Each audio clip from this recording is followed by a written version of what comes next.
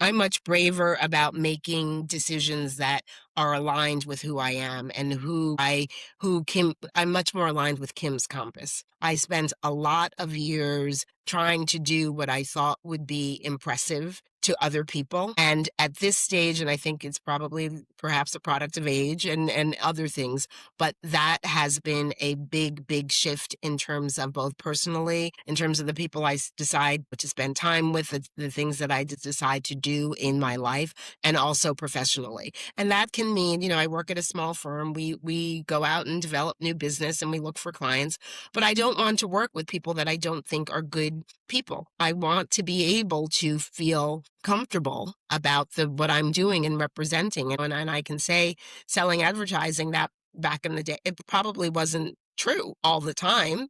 I didn't sell terrible things. I had a job to do, and it was a different, my values were different. But I'm so much more aligned with Kim's compass. I've got to tell you, and it shows how Thank you. connected you are to yourself and your values, getting to understand a little bit more about you in the short conversations we've had. And being here now, this is just, it certainly aligns with everything that who Thank your you. core is. So if someone is listening right now from inside a toxic workplace, Hmm. maybe wondering if what they're feeling is real, maybe second guessing their worth, what would you want them to hear very clearly in this moment?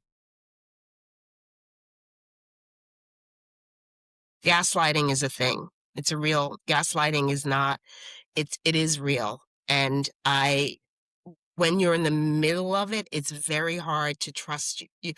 One of the one of the secrets, I think, about people who drive those kinds of situations is they understand the power, and you're not crazy. And I think people oftentimes feel that they're crazy in these situations. And I think it's really important to know that it probably, if you have a really good gut, it probably is not something you're making up.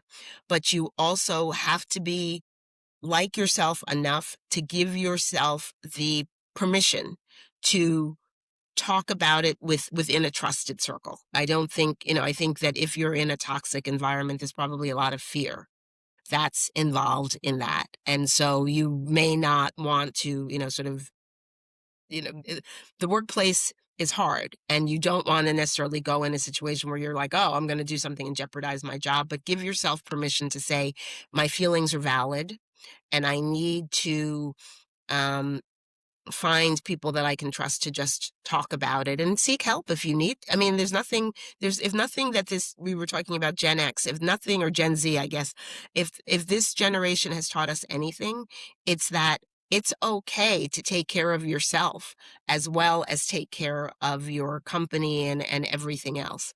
And so I would tell people that they should listen to their gut, seek seek help. And there's a book that, and I don't remember the author, but there's a book that I read when I was going through the situation called In Sheep's Clothing. And it was about, and someone actually in my family who had gone through a similar toxic situation recommended it to me. And it just sort of broke down different personality types of people that can get you in that cycle. I've recommended it to several other people who have gone through that situation, and I thought it was very helpful. It's called In Sheep's Clothing. I don't remember, unfortunately, the author, but I do think it's a helpful resource just to know it's not just you.